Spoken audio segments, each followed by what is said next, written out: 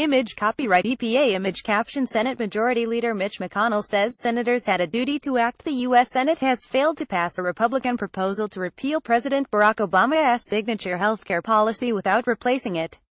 The 45-55 vote marks the second defeat for Republicans aiming to pass a bill this week to undo the health policy. The vote came a day after the Senate rejected a plan to repeal and replace the health law with a Republican plan. Senators will now consider a skinny repeal, which would scale back some of the more controversial provisions.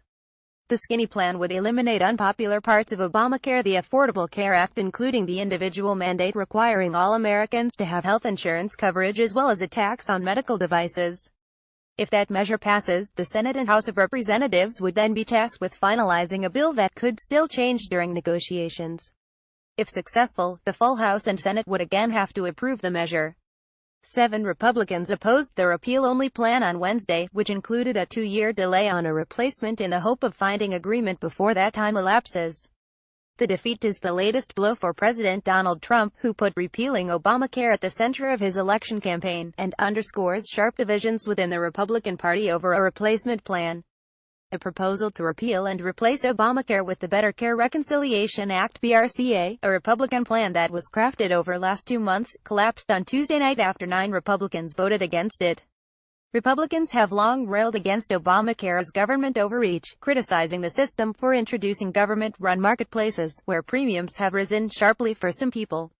The party's proposed alternative included steep cuts to Medicaid, a healthcare program for the poor and disabled. And it removes Obamacare's individual mandate requiring all Americans to have health insurance or pay a tax penalty. About 20 million people gained health insurance under former President Obama's Affordable Care Act.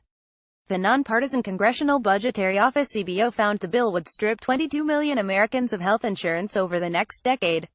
Other attempts to replace Obamacare have failed in recent weeks due to Republican divisions.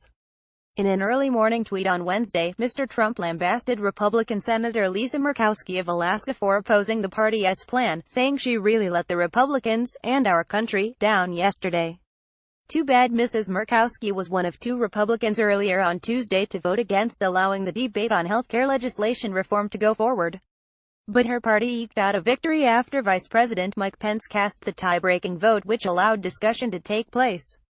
Media playback is unsupported on your device. Media caption John McCain returned to the Senate to applause. Senator John McCain, who was recently diagnosed with an aggressive brain tumor, received a standing ovation as he returned to Congress to cast his yes vote. President Trump tweeted his thanks to the Arizona senator for playing such a vital role in the vote. 6 months of Trump media playback is unsupported on your device. Media caption Commander in tweets what we can learn from Trump's Twitter.